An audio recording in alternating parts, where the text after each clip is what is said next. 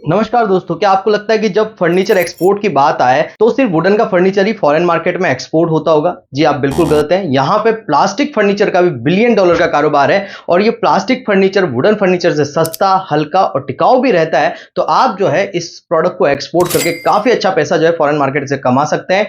यहाँ पे आज के इस वीडियो में हम बात कर रहे हैं कि फर्नीचर एक्सपोर्ट कैसे करना है, उसका प्रोसीजर क्या है, क्या क्या डॉक्यूमेंट आपको बनाने रहेंगे, कौन कौन सी कंट्रीज में ये प्लास्टिक का फर्नीचर डिमांड में रहता है और गवर्नमेंट इसमें आपको क्या बेनिफिट दे रही है। तो मेरा नाम है रजनीश, स्वागत करता हूं आपका हमारे YouTube channel connecting India EXIM solution में। कनेक्टिंग इंडिया एक्जिम सॉल्यूशन एक ऐसा यूट्यूब चैनल है जो आपको एक्सपोर्ट इंपोर्ट से रिलेटेड सारी जानकारी डिटेल में देता है, समझाता है। इंडिया से कैसे एक्सपोर्ट करें, इंडिया में कैसे इंपोर्ट करें, प्रोसीजर क्या है, डॉक्यूमेंट क्या क्या बनाने, मार्केटिंग कैसे करनी है, बायर कैसे ढूंढना है, ये सारी चीजों के बारे में डिटेल में हम जो है वीडियो डेली बेसिस पे आपके लिए लेके आते हैं। तो अगर आपको डेली बेसिस पे ऐसे ही वीडियो चाहिए और आप एक्सपोर्ट इंपोर्ट सीखना चाहते हैं, वो भी बिल्कुल फ्री में, तो हमारे चैनल को आप सब्सक्राइब कर सकते हैं, बेल आइकन को प्रेस कर सकते हैं, जिससे आपको हमारे आगे आने वाले वीडियोज के नोटिफिकेशन मिलते रहें। तो चलिए दोस्तों, वीडियो को शुरू करते हैं।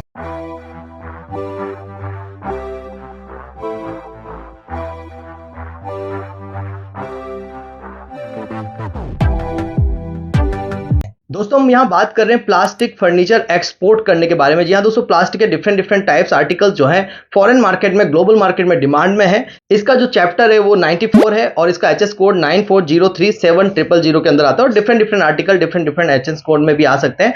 बट इसका जो चैप्टर है वो 94 से आपका चालू रहेगा। अगर इसके ग्लोबल मार्केट साइज की बात करें कि कितना बड़ा मार्केट है, तो ये करीब करीब 15.37 बिलियन डॉलर का मार्केट है दोस्तों। और जो एक्सपेक्टेड ग्रोथ जो है करीब 2032 तक ये 26.47 बिलियन डॉलर होने का अनुमान है। तो ये बहुत अच्छा मार्केट है, अभी 15 से ज्यादा बिलियन डॉलर का मार्केट है। आप देखिए अभी इसकी काफी डिमांड भी है। अगर बेस्ट क्वालिटी का प्लास्टिक फर्नीचर आप बना रहे हैं तो ये लंबे टाइम तक चलता है। वुडन जो फर्नीचर होता है उसकी अपेक्षा जो है काफी टिकाऊ होता है। तो डिफरेंट डिफरेंट जो है जगह पे इसको मंगाया जाता है और आउटडोर में इसकी काफी डिमांड होती है। जैसे वुडन फर्नीचर होता है उसको इंडोर में ही यूज किया जा सकता है, बट जो प्लास्टिक फर्नीचर होता है आउटडोर में भी इसको यूज किया जा सकता है। तो ये वाला फर्नीचर जो है आप आउटडोर के हिसाब से और इंडोर के हिसाब से, दोनों हिसाब से जो है आप इसको एक्सपोर्ट कर सकते हैं। टाइप्स की अगर हम यहाँ बात कर लें कि कौन कौन से टाइप्स के जो है फर्नीचर रहते हैं, तो इंडोर फर्नीचर की अगर हम यहाँ बात करें तो chairs, tables, stool, cabinet for living rooms, dining areas and bedrooms में आप इसको यूज कर सकते हैं। आउटडोर फर्नीचर में जैसे गार्डन चेयर्स वगैरह आती है, टेबल आते हैं, बेंचेस आते हैं और उसके अलावा design with stand various weather condition. As per the various weather condition, जैसा मैंने बताया कि ये आउटडोर में ज्यादा यूज होता है प्लास्टिक फर्नीचर। तो ये अच्छा रहता है, हल्का रहता है, कोई भी इसको कहीं पे भी रख सकता है। तो यहाँ पे बहुत ईजी हो जाता है इसको हैंडल करना भी। तो अभी वुडन फर्नीचर बहुत हैवी होते हैं तो उनको कहीं से एक जगह से दूसरी जगह शिफ्ट करना भी पॉसिबल नहीं हो पाता। तो यहाँ पे जो आप कस्टमाइज जो है प्लास्टिक के फर्नीचर बनाते हैं तो वो भी ऐसे एक जगह से दूसरी जगह उनको ले जाया भी जा सकेगा। तो लोग उसको पसंद करते हैं प्लास्टिक फर्नीचर को, तो इसलिए काफी डिमांड में भी ये जो है प्रोडक्ट रहता है। अब बात करते हैं कहाँ कहाँ से खरीदना है, मैन्युफैक्चर कहाँ कहाँ पे होता है ये इंडिया में। तो आप महाराष्ट्र से, गुजरात से, तमिलनाडु, कर्नाटका, यूपी से, दिल्ली से, राजस्थान से, वेस्ट बंगाल से, हरियाणा, आंध्र प्रदेश जैसे राज्यों से इसको खरीद सकते हैं। यहाँ सब राज्यों में इसकी मैन्युफैक्चरिंग होती है। प्लास्टिक के फर्नीचर सभी राज्यों में आपको मिल जाएंगे। एक्सपोर्ट की बात करें कौन कौन सी कंट्री में एक्सपोर्ट हो रहा है, पनामा रिपब्लिक में लास्ट फाइनेंशियल ईयर में 20 करोड़ रुपए से ज्यादा का एक्सपोर्ट रहा।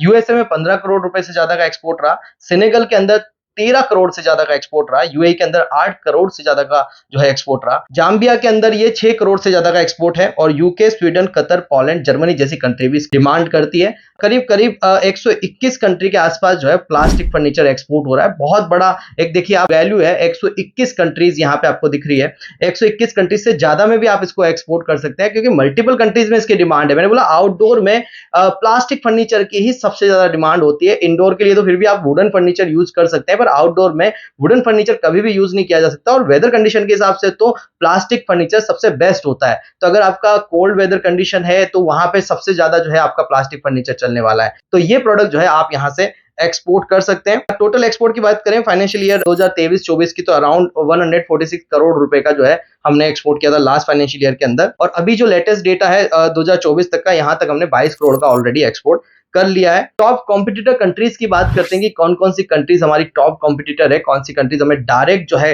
कॉम्पिटिशन दे रही है इस मार्केट में। तो यहाँ पे वियतनाम आती है।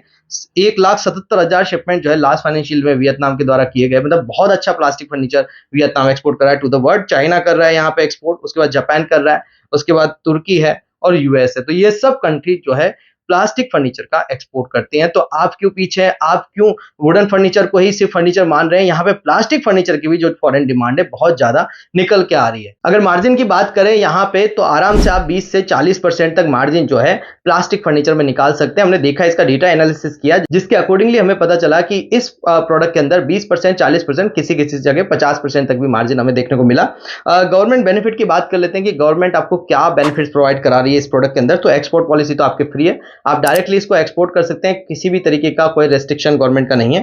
ड्यूटी ड्रॉबैक आपको 1.20% का आपको इसमें देखने को मिल जाता है। रोड टैप आपका 0.50% आपको देखने को मिल जाता है। तो ये दोनों बेनिफिट्स आपको यहाँ देखने को मिल जाएंगे, ड्यूटी ड्रॉबैक भी मिलेगा, रोड टैप भी मिलेगा।